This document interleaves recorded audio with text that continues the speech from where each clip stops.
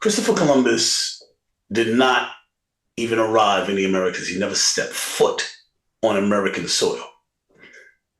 So before this is over, we're going to explain why Christopher Columbus is celebrated in the Americas.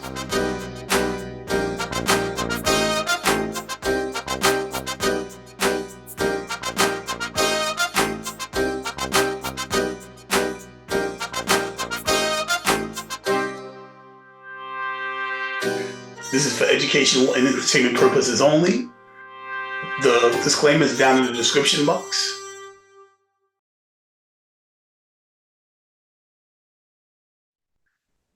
Hello, and welcome to the Think Tank, where we use critical thinking, deductive reasoning, and just a pinch of common sense to draw unbiased logical conclusions. Today, I'm here to talk about Christopher Columbus. This is the Christopher Columbus special. Stay tuned. Check it, right? Let's start with the fact that Christopher Columbus was not the first from the West to arrive in the East. It's a matter of fact, as far as exploratory journeys have gone, he was, in fact, the last. Let's use Google AI as our main source of information because it's just easy. Anybody that picks up a book will be able to verify this information today. AI just summarizes it quickly, efficiently, and we're going to utilize it. These are Chinese maps of America. They knew the world was round. This is the Chinese map of 1418. The Chinese already knew. Now, we know Europe was already trading in silks and weapons with the Chinese because the Chinese invented the trigger and they invented gunpowder.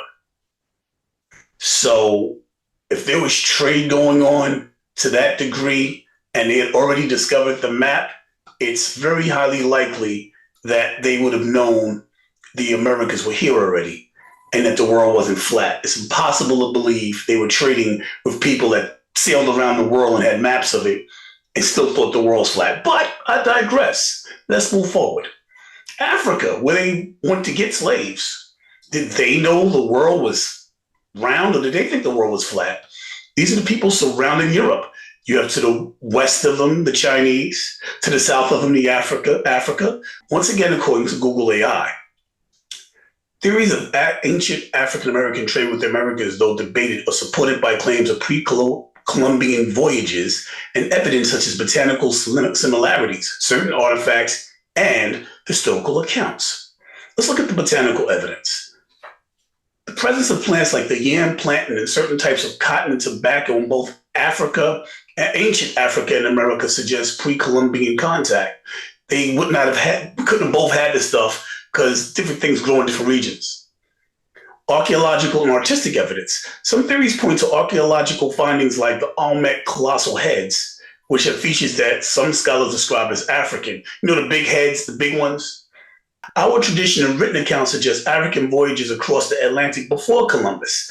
King Abakar II, the 14th century Mali emperor, is said to have sent a large fleet of ships westward into the Atlantic.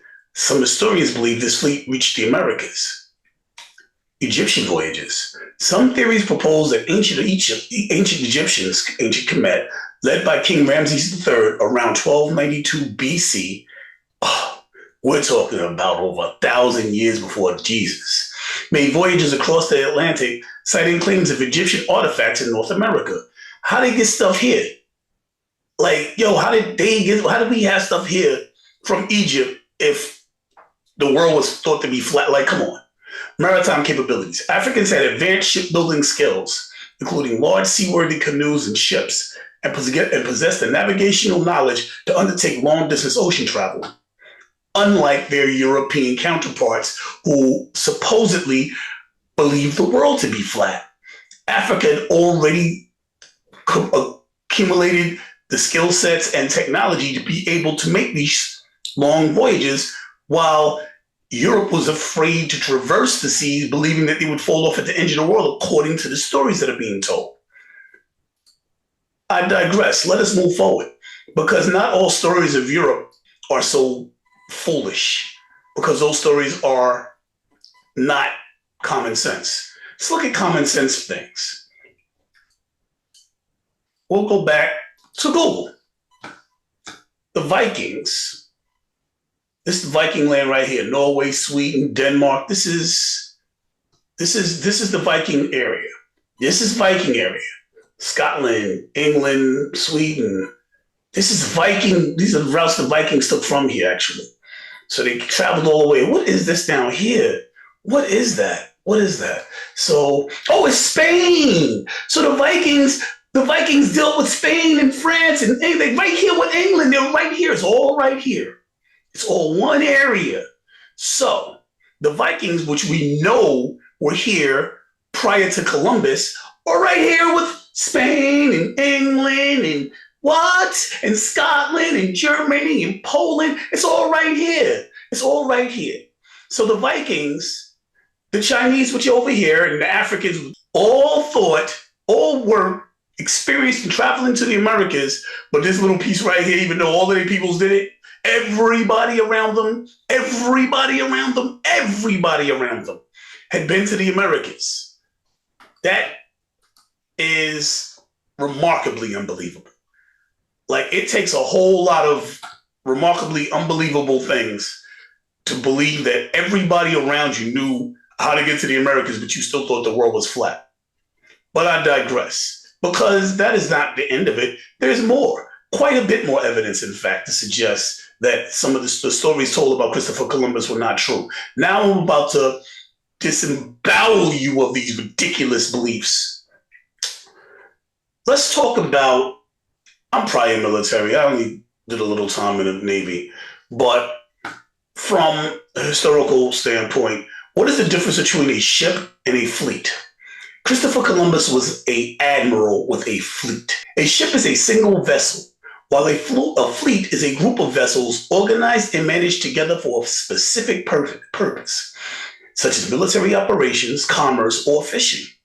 Fleets are not typically used for exploration because their primary function is organized, often military or commercial, action rather than individual, long distance or reconnaissance missions, which are better suited for individual ships. A fleet's organized structure and logistical needs are built around coordinated tasks, not the singular goal of discovery. In English, if Christopher Columbus was in actuality on a mission of discovery, he wouldn't have had 3 ships with him. It would have been a single ship, because that is how exploration works. An admiral is a much higher rank than a captain in the naval hierarchy, with an admiral commanding large fleets and a captain typically commanding a single ship. So, with that knowledge, Admiral Christopher Columbus had a fleet of ships going somewhere that everybody around him knew where he was headed but him, somehow. Let us continue. The perils of traveling by sea without navigation with a fleet. Would a boat that did not use wind currents and west winds be able to navigate between the east and the west 500 years ago? No.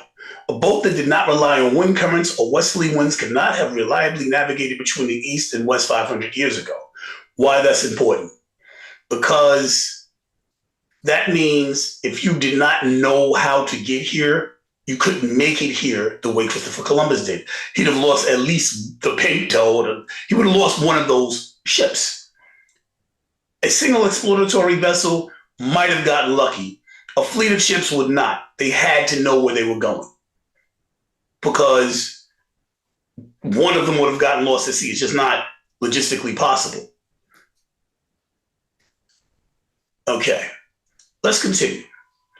Let's go with the important stuff now, because that was the boring stuff. Now let's talk about the exciting stuff. Where did Christopher Columbus arrive? Christopher Columbus did not arrive in the East, but rather in the Bahamas, an island he named San Salvador on October 12, 1492. He believed he had reached the East Indies, according to the stories. Christopher Columbus did not even arrive in the Americas. He never stepped foot on American soil. So before this is over, we're going to explain why Christopher Columbus is celebrated in the Americas. First, let's move forward, shall we? Christopher Columbus was likely Spanish. They say Christopher Columbus is Spanish because his name was Cristobal Colon in Spanish. And some historians argue he was from Spain, possibly to conceal his Jewish heritage and escape persecution during the Spanish Inquisition. Gee, that sounds about right.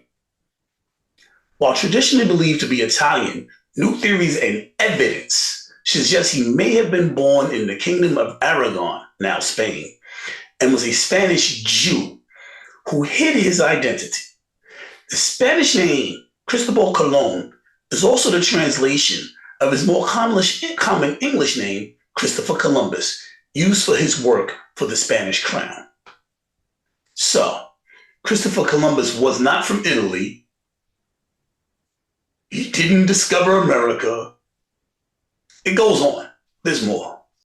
I mean, let's take a look at how they depicted Mr. Columbus, shall we? Oh, yeah, this is Christopher Columbus here. Nah, see how they changed him up? And even then, that look, yo, does he look Italian to you? Like, yo, that don't look like no Italian. He kind of look like a Spaniard to me. I mean, I don't know. This is Christopher Columbus. This the dude this the Italian? I don't think no Italian would clean him. I don't, I know an Italian or two. That's not the typical look for an Italian.